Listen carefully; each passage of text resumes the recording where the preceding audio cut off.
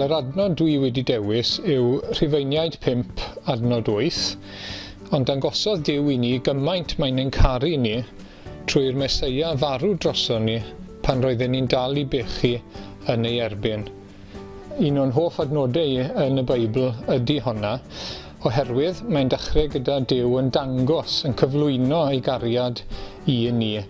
Ac mae'n cyflwyno ei gariad i ni wrth i ni weld rhywbeth hanesyddol bod Iesu Grist wedi marw drosom ni.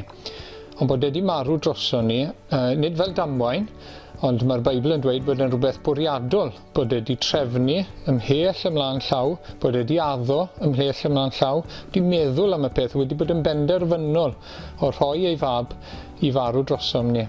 A ni wedyn ni yn dal i bechu, neu'n bechaduriaid.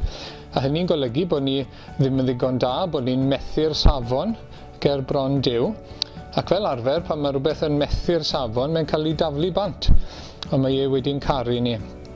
Mae pechod hefyd yn ein gwneud ni yn aflan, yn frwnt ger bron Duw, ac i ni'n troi draw oddi wrth rhywbeth sydd yn frwnt, nid yn ei garu fe, ond mae e wedi'n caru ni. Ac mae pechod hefyd fel gelyniaeth ni, fel gelynion i Dduw.